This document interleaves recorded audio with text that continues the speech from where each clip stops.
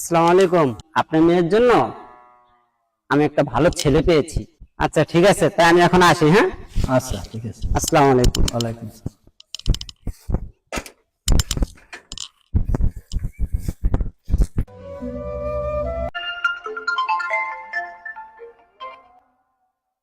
Hello, আসসালামু আলাইকুম ভাই, কে বলছেন? ও ঘটক সাহেব ভাই। ও ভাই, ওই যে কি কিছু বলবেন?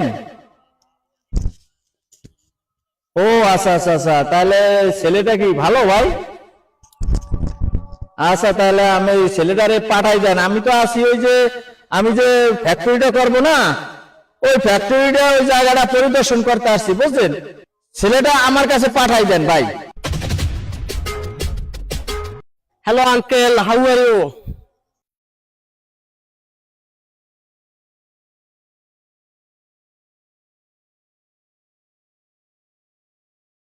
ও, তোমাকে এই ঘটক সাহেব পাঠাইছে নাকি? Yes uncle.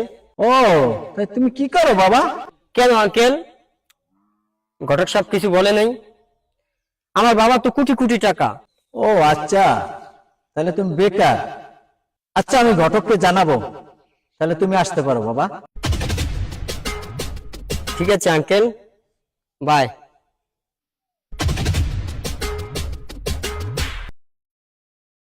আচ্ছা, ঘটক সাহেবে কি ছেলে পাঠাইলো? ছেলেটা তো সুবিধা মনে হইল না, আবার বাবার হোটেলে খায়। আচ্ছা, ঘটক সাহেব একটা ফোন দিয়ে দেখি তো।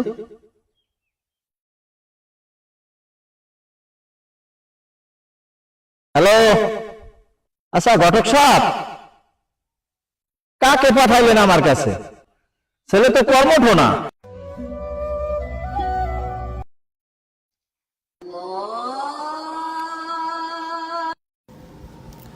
স্ক্রিনে যাকে দেখতেছেন তার নাম হচ্ছে কামরুল হাসান। তিনি একজন দিনমজুর। তিনি দিনমজুরির কাজ করে থাকেন। যখনই আজান হয় সাথে সাথে কাজ ফেলে দিয়ে নামাজ আদায় করে নেয় এবং নামাজ আদায় করার সাথে সাথে আবার কাজে লেগে যায়। তার মালিকের 1 মিনিট কাজও সে ফাঁকি দেয় না। ছেলেটা কে? হুমায়ুন সাহেব, আপনাকে তো আমি খুঁজছি। আপনার মেয়ের জন্য আমি ভালো একটা পাত্র পেয়েছি। তা পাত্র কি করে? ছেলে তো দিনমজুর কাজ করে। হট, একজন দিনমজুরের সাথে আমার মেয়ের বিয়ে ঠিক করছেন? খান সাহেব, থামেন, একটু ভেবে দেখুন। ছেলেটা কর্মশীল এবং কি 5 ওয়াক্ত নামাজ পড়ে। আমি নিজ চোখে দেখে আসলাম। ছেলে তার জমিনে কাজ করছে, আজানের সাথে সাথে সে নামাজে দাঁড়াইছে। ভাই, ইম্পসিবল। আপনি এটা বললেন না ভাই, প্লিজ ভাই প্লিজ। হুমায়ুন সাহেব, বসেন, একবার ভেবে দেখুন তো। হুমায়ুন সাহেব, আপনি কিন্তু সারা জীবন হারাম ইনকাম করেছেন। আপনি তো ঘুষখোর। আপনার জীবনটা কিন্তু পুরাটাই হাউকাউ।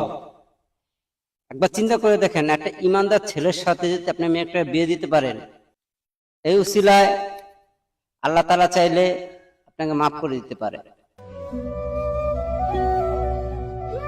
ঘটক সাহেব তো ঠিকই বলছে, আমার জীবনটা তো আসলেই হাউকাও ছিল।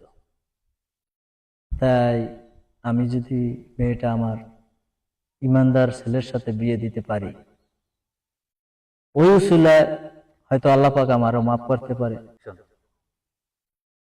ঘটক সাহেব, তাহলে আমি ওই ছেলেটার একটু দেখতে চাই। তা চলেন।